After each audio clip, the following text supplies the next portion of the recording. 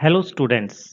मैं Rakesh Kumar, PGT chemistry, government model Sanskriti senior secondary school Dholera, जिला महेंद्रगढ़, हरियाणा।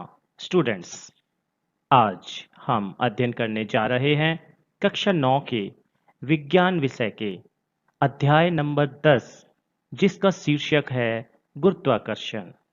देखिए, आज के इस लेक्चर में हम अध्ययन करेंगे कि बल क्या है, गुरुत्वाकर्षण बल क्या होता है, गुरुत्वाकर्षण बल का सार्वत्रिक नियम क्या होता है और मुक्त पतन क्या है।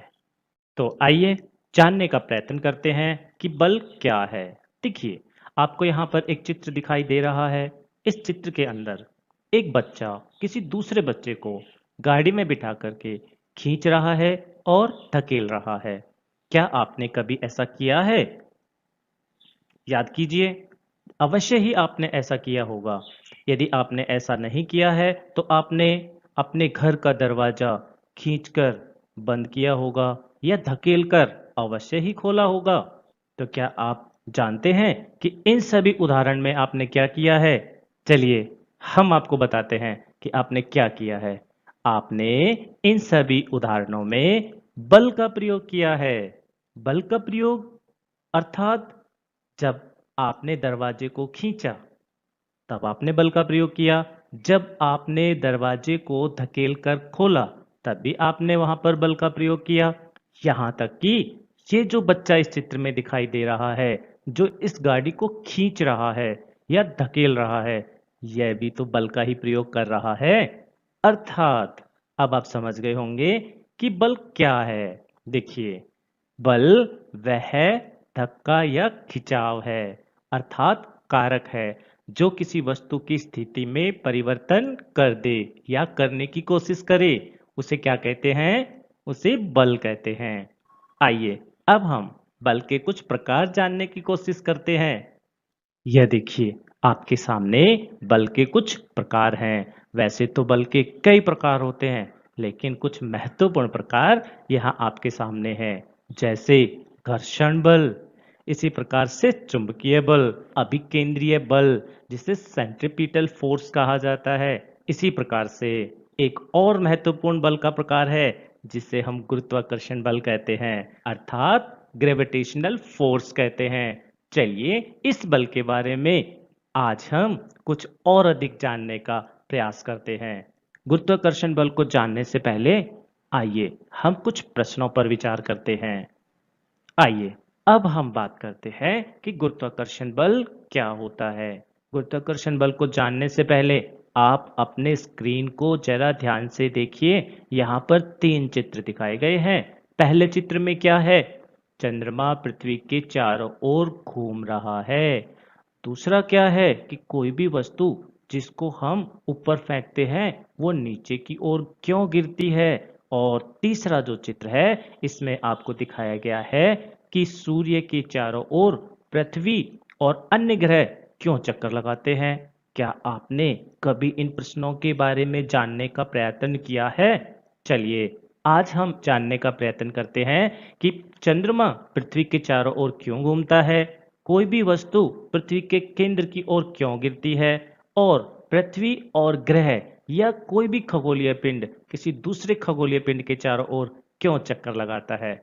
क्या आप जानते हैं कि ये सब किस वजह से इस प्रकार से अपना व्यवहार बदल रहे हैं? इन सब के पीछे एक बल कार्य करता है, एक फोर्स एक्ट करता है। क्या आप जानते हैं कि वह बल कौन सा है? देखिए, वह बल है गुरुत्वाकर्षण बल। गुरुत्वाकर्षण बल, इसके बारे में किसने बताया था? देखिए, गुरुत्वाकर्षण बल अर्थात ग्रेविटेशनल फोर्स, इसके बारे में एक महान वैज्ञानिक हुए हैं, सर आइजक न्यूटन। ये जो चित्र आपके सामने दिखाई पड़ रहा है ना, ये सर आइजक न्यूटन का ही है। इसको आप ध्यान से देख लीजिएगा। सर आइजक न्यूटन, जिन्होंने फोर्स ऑफ ग्रेविटेशन की खोज की। क्या आप जानते हैं कि उन्होंने फोर्स ऑफ ग्रेविटेशन की खोज कैसे की? चलिए, इसको हम एक कहानी के माध्यम से जानने का प्रयत्न करते हैं। एक बार सर आइजक न्यूटन अपनी पढ़ाई करने के लिए अपने घर के पीछे बने हुए बगीचे में गए।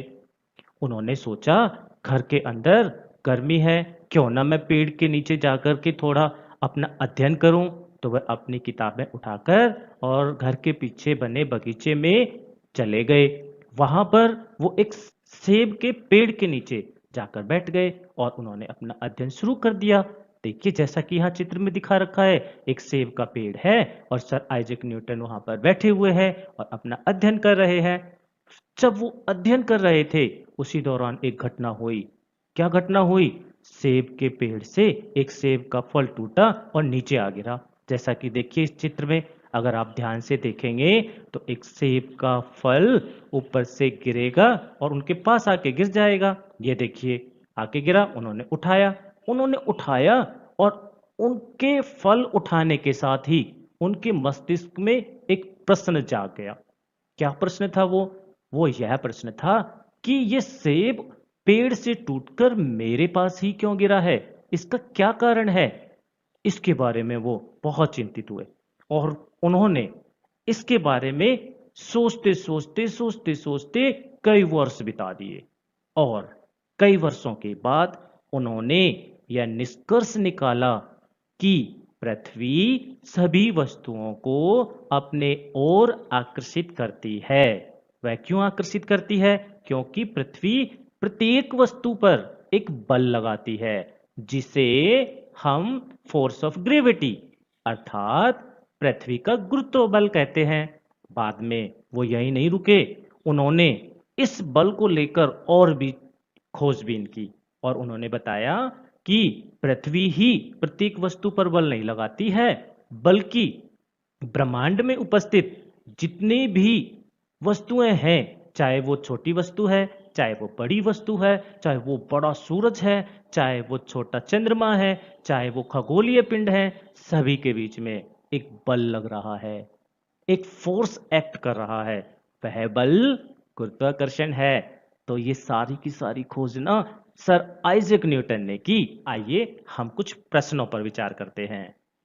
यह देखिए, आपके सामने गुरुत्वाकर्षण बल की परिभाषा आ गई है। आप इसे अवश्य ही नोट कर लीजिएगा। जिस बल के कारण दो वस्तुएं आपस में एक दूसरे को अपनी ओर आकर्षित करती हैं, वही गुरुत्वाकर्षण बल है ना? चलिए, गुरुत्वाकर्षण बल न केवल पृथ्वी और पृथ्वी पर उपस्थित वस्तुओं के बीच लगता है, बल्कि यह ब्रह्मांड में मौजूद प्रत्येक वस्तु, प्रत्येक पदार्थ के बीच में भी लगता है। अर्थात चंद्रमा पृथ्वी के चारों ओर क्यों घूमता है? चंद्रमा पृथ्वी के चारों ओर इसी गुरुत्वाकर्षण बल की वजह से घूमता है। कोई भी वस्तु ऊपर से पृथ्वी की ओर क्यों गिरती है? यही तो गुरुत्वाकर्षण बल है, जिसकी वजह से पृथ्वी सभी वस्तुओं को अपनी ओर खींचती है ना? और पृथ्वी और अन्य ग्रह सूर्य के चारों ओर क्यों चक्कर लगाते हैं? उसका कारण भी तो गुरुत्वाकर्षण बल ही है ना?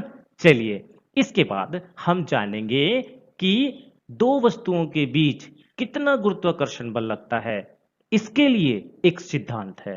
वह सिद्धांत कौन सा है? आइए जानने का प्रयत्न करते हैं। यह देखिए, यहां पर एक नियम बताया गया है, जिसे गुरुत्वाकर्षण का सार्वत्रिक नियम कहते हैं, अर्थात यूनिवर्सल लॉ ऑफ ग्रेविटेशन। देखिए, यहां पर ये एक बॉल है, इसको हम नाम दे देते हैं ए, और एक यहां पर ये बॉल है जिसको हम नाम दे देते हैं बी। हमने यहां पर दो बॉल ली है। एक बॉल का द्रव्यमान m1 है, दूसरी बॉल का द्रव्यमान m2 है। दोनों बॉल के बीच में जो दूरी है, उनके केंद्र के बीच की दूरी है ना, वो है r। तो इन दोनों बॉल के बीच में कितना गुरुत्वाकर्षण बल लग रहा है, इसको निकालना है तो हमें गुरुत्वाकर्षण के सार्वत्रिक नियम का सहारा लेना होगा। क्या कहता है ये गुरुत्वाकर्षण का सार्वत्रिक नियम?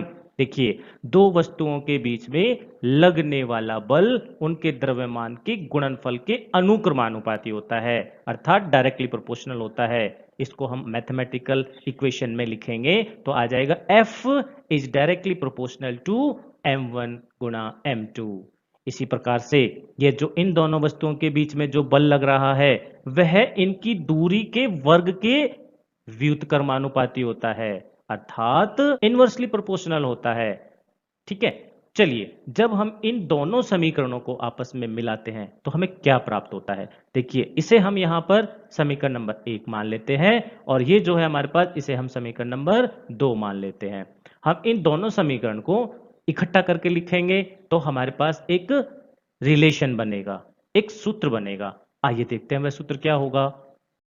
ये देखिए, जब हम उन दोनों को आपस में एक दूसरे के साथ मिक्स करके लिखते हैं तो हमारे पास यह रिलेशन बनता है। इसको जानने का प्रयत्न करते हैं कि यह रिलेशन कैसे बनता है।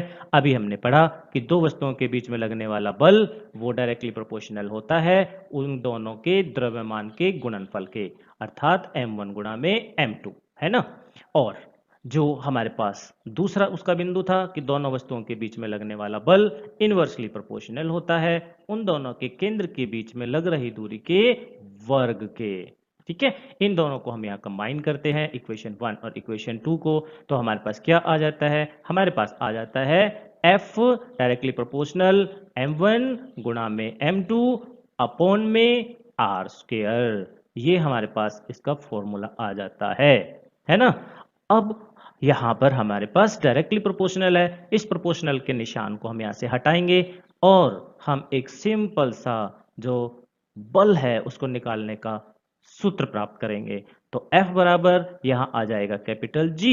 G क्या है? ये जो प्रोपोर्शनल था ना इसको हटाया है, प्रोपोर्शनलिटी कांस्टेंट आ गया है। इस प्रोपोर्शनलिटी कांस्टेंट को हम गुरुत्वाकर्षण स्थिरांक कहते हैं और गुरुत्वाकर्षण स्थिरांक हो जाएगा इनटू में m1 हो जाएगा, इनटू में m2 हो जाएगा और अपॉन में r स्क्वायर होगा, r स्क्वायर। तो हमारे पास ये वाला समीकरण यहाँ बन जाता है। यह है गुरुत्वाकर्षण का सार्वत्रिक नियम। इस सूत्र का उपयोग करके हम यह निकाल सकते हैं कि दो वस्तुओं के बीच में कितना बल लग रहा है। आइए अब हम कुछ प्रश्नों पर विचार करते हैं। आइए अब हम ये जानते हैं कि गुरुत्वाकर्षण के सार्वत्रिक नियम का क्या महत्व है। देखिए, ये गुरुत्वाकर्षण बल ही है जिससे हम पृथ्वी के ऊपर बंधे रहते हैं, अर्थात हम हवा में तैरते नहीं हैं। दूसरा, पृथ्वी सूर्य के चारों ओर चक्कर लगा रही है या ग्रह सूर्य के चारों ओर चक्कर लगा रहे हैं, यह भी गुरुत्वाकर्षण बल की वजह से ही है। पृथ्वी के चारों ओर चंद्रमा गति करता है, यह भी गुरुत्वाकर्षण बल की वजह से है। और तो और समुद्र के अंदर जो ज्वार भाटा आता है वह भी किसकी वजह से? गुरुत्वाकर्षण बल की वजह से आता है। इसी प्रकार से बारिश का आना, बर्फ का गिरना, नदियों का नीचे की ओर बहना, पता नहीं कितने ऐसे अनगिनत उदाहरण हैं जिसमें गुरुत्वाकर्षण बल कार्य करता है।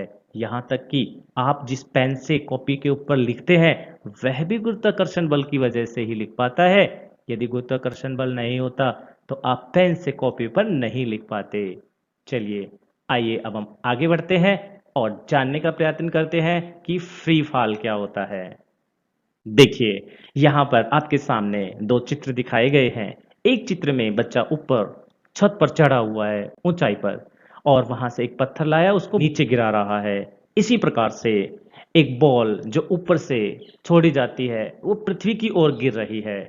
इन दोनों ही उदाहरणों में आप क्या ऑब्जर्व कर रहे हैं? आप ऑब्जर्व कर रहे होंगे कि यह जो लड़का है ये इस पत्थर को ऊपर से नीचे की ओर केवल छोड़ रहा है और जब वो ऊपर से नीचे की ओर छोड़ता है तो वो पत्थर स्वतः ही नीचे की ओर चले जाता है, लगातार जाता है। इसी प्रकार से जब हम एक बॉल को नीचे की ओर छोड़ रहे हैं तो वह अपने आप गिर रही है, जबकि हम उसके ऊपर बल नहीं लगा रहे हैं, ना तो पत्थर पे बल लगा रहे हैं ना ही बॉल पे बल लगा रहे हैं। तो कौन लगा रहा है बल?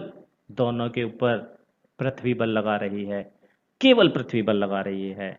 और ऐसा किसी भी वस्तु का ऊपर से नीचे की ओर गिरना जिसमें केवल पृथ्वी बल लगाती है, बाहर से और कोई बल नहीं लगता, वह कहलाता है मुक्त पतन अर्थात फ्री फॉल। तो मुक्त पतन क्या हो गया? बिना किसी बाह्य बल के किसी वस्तु का पृथ्वी की सतह की ओर पृथ्वी के बल की वजह से नीचे की ओर गिरना क्या कहलाता है? मुक्त पतन कहलाता है। देखिए, मुक्त पतन में क्या होता है? हमेशा वस्तु की जो नीचे की ओर गिर रही है उसकी केवल और केवल एक ही दिशा होती है, परंतु उसके वेग में अवश्य परिवर्तन होता है कि मुक्त पतन किसी वस्तु के द्रव्यमान पर कतई निर्भर नहीं करता। बल्कि निर्भर करता है तो वस्तु की ऊंचाई, पृथ्वी तल से, और मुक्त पतन कितने समय के लिए है उसके ऊपर निर्भर करता है। चलिए अब समय है कुछ प्रश्नों का।